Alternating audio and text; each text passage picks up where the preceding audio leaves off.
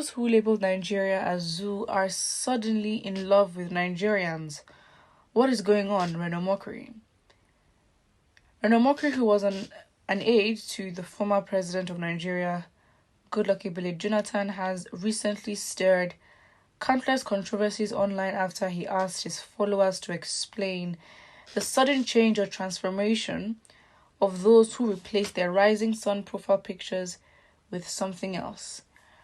Omokri, in his quest to know the reason for the sudden transformation of the agitators, has stirred up numerous reactions online. He asked this question on his social media handles.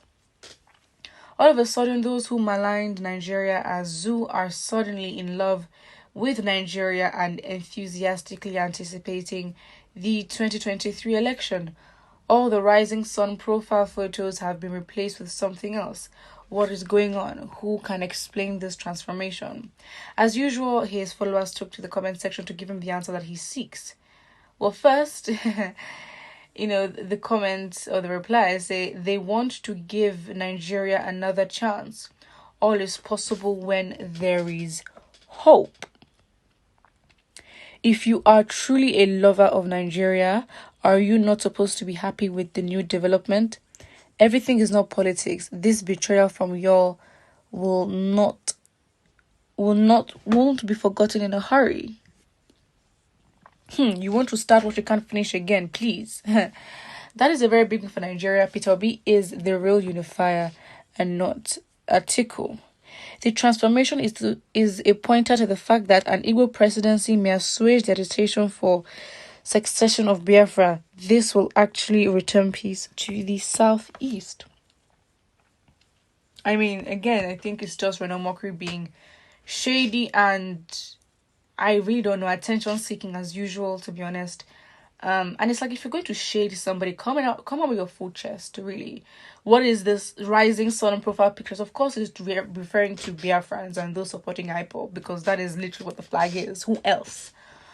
And I think it also ties into arguments or the narratives that, the agitation has settled because, Peter Obi now is in power. And I just feel like it's very, for somebody like Omokri, I'm like, this is very embarrassing because he is in politics. He cannot say he doesn't understand the impact of such statements. Like, he's talking as if he's so ignorant of the context, of the Nigerian government and what it faces with the Southeast and what it has been like.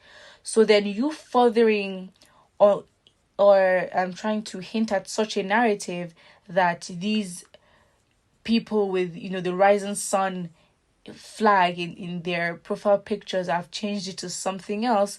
You are also pushing the narrative that Peter Obi's candidacy has to do with Ipob and succession and Biafra, and linking those two obviously has been dangerous. I mean, look at the accusation. It was a really big one. Obviously, we found out that it wasn't Peter Obi's son, but an individual, a man, wearing a Biafra t-shirt, standing on the Nigerian flag, was rumored to be Peter Obi's son. Well, find out that is not the case, but everybody just ran with it.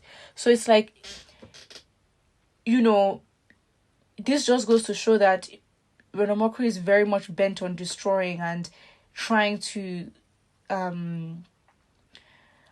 work against the candidacy of Peter Obi, because really, what you have to look at the intention. The intention is, first of all, he didn't directly say Biafra. He said those are the rising sun flag, and all of a sudden they are in love in Nigeria. What is the transformation? Like, who are you referring to? If you're going to talk about individuals, talk about it with your chest. And it's like, what a problematic individual that he is.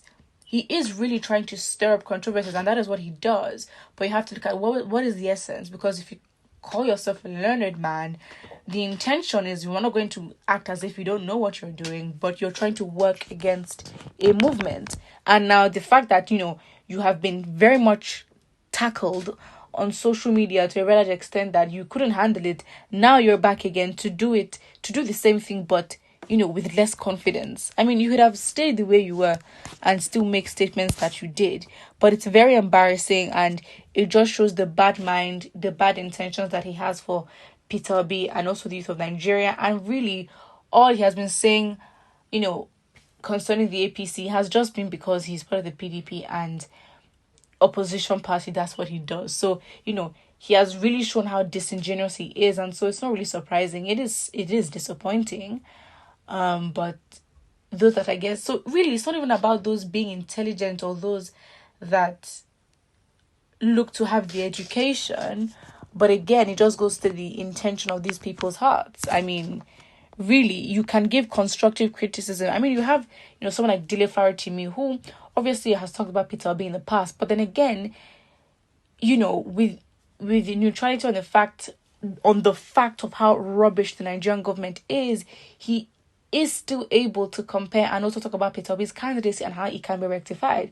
But on that same note, he can also talk about somebody like Shore and talk about that, Shore has actually come to, give us a plan. He has his manifesto, he has his website, he has been building his structure, and he did compare it to Peter Obi, but then again, in that regard, in that light, he did compare Peter Obi and Shore, but it wasn't a thing where he was bashing Peter Obi. So the point is, you are able to give criticisms, but then we're not all foolish to know that when you're shading somebody or trying to talk down on a movement, we can see what you're doing and the people are not stupid. So really, it is very shameful. So it's not like a thing where, him being manipulative as he is, twist the argument to say that the narrative of, Peter Obi supporters being bullies and being forward on the internet, to push that narrative that he's not able to express himself, when really we know what you're doing. You're not manipulating us. We can see through what your acts are. And it's because you have a role to play being part of the PDP. It's as simple as that. And obviously, he also says, what also gives the hint that he's talking about the Ipob is because the leader Nnamdi Kanu has oftentimes referred to Nigeria as a zoo, which I don't understand. It's very funny, because are you trying to say that what these individuals were saying Nnamdi Kanu is not true, or that you have not agreed to it in the past? So really, I think when it comes to this individual, he really should not be given the attention, nor the relevancy or the popularity, because the more we talk about his foolishness, the more we do promote his narratives. But at the end of the day, it is all attention seeking, and that is what he's using his platform to do. And again, he sets the trap and we all fall into it. And of course, to his own satisfaction, there's engagement on his social media platforms. Put what you think about this in the comment section below, and don't forget to like and subscribe.